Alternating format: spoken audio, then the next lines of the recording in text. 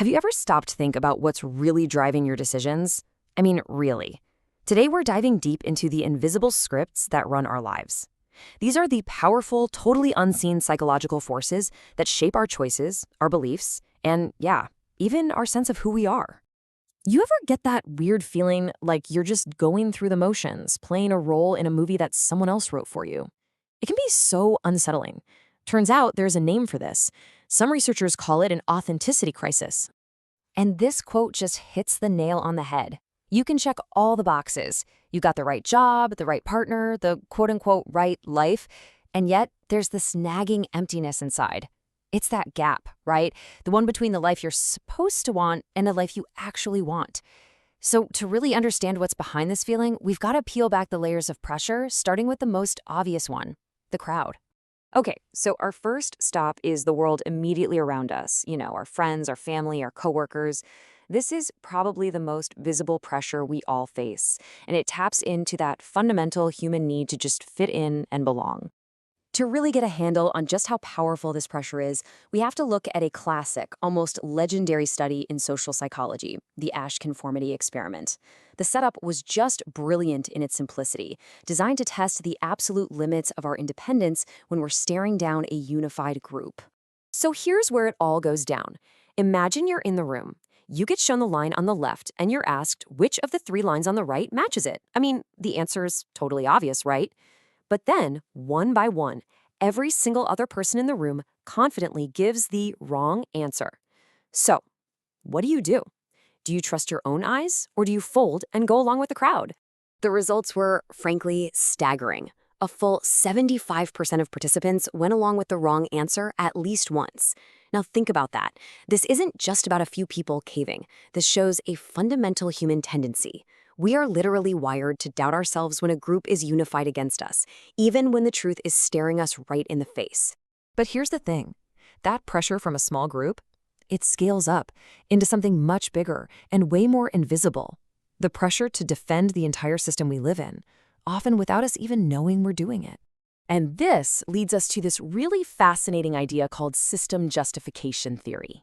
The core of it is this. We all have this deep psychological need to believe that the system, the status quo, is fair and just. It makes us feel safe. It gives us a sense of order. But it comes with some seriously complex side effects. See, according to the theory, our minds are in this constant tug of war between three key motives. We want to feel good about ourselves as individuals. We want to feel good about the groups we belong to. And we want to feel good about the big system we're all a part of. The real question is, what happens when those motives don't play nice together? And this, right here, perfectly illustrates the problem. If you're in a high-status group, everything lines up. Feeling good about yourself and your group works perfectly with believing the system that benefits you is fair. But for low-status groups, you've got a major conflict. Believing the system is fair can directly clash with feeling good about your group's place in it. And that creates this internal friction, this psychological dissonance. One of the most wild and counterintuitive results of this conflict is something called outgroup favoritism. To get rid of that uncomfortable dissonance, some members of disadvantaged groups will actually unconsciously start to see higher status groups as better, justifying the whole hierarchy. It's like a mental workaround to make peace with an unequal system by just accepting it as legitimate. So, okay, we've seen the external pressures, from the people right next to us to society at large. But what's the actual tangible cost of all this conformity and justification on our own well-being? The script of inauthenticity, it often gets written way back in childhood, and it's a subtle but really powerful process. A child has a real, genuine feeling or need. A caregiver, maybe with the best intentions, shuts it down or invalidates it. What the child learns is that to stay safe, to keep that connection, which is literally a survival need, they have to suppress their own inner voice. Do that enough times, and it becomes a lifelong habit of not trusting your own good. And let me tell you, the stress of constantly suppressing your true self, it isn't just a mental game. It takes a very real, physical toll. Research is clear that living inauthentically is a chronic stressor. It can show up as anxiety, depression, fatigue, and even chronic illnesses. It's basically our bodies screaming at us that the way we're living is out of sync with who we really are. So, that all sounds pretty bleak, right? How do we possibly break free from these invisible scripts? How do we find our way back to ourselves? Well, the answer isn't about changing the world around you. It's about changing how you see your own mind.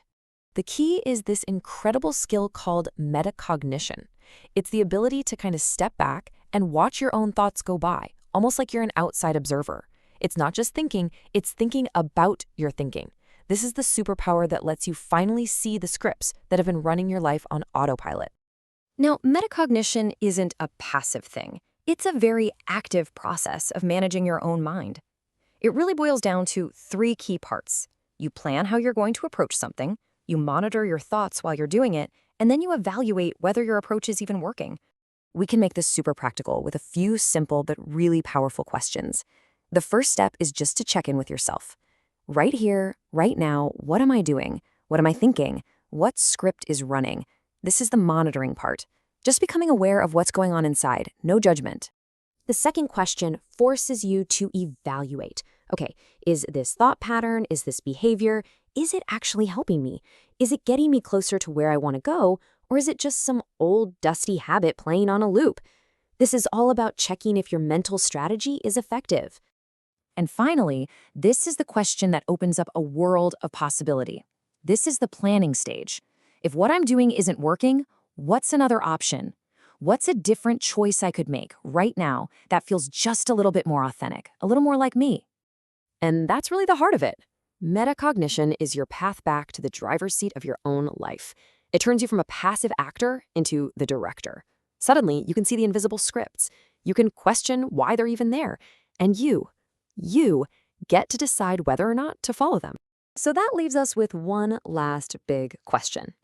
Now that you know how to look for them and you have the tool to analyze them, what invisible script, whether it's one of conformity or justification or self-suppression, what script will you choose to rewrite first?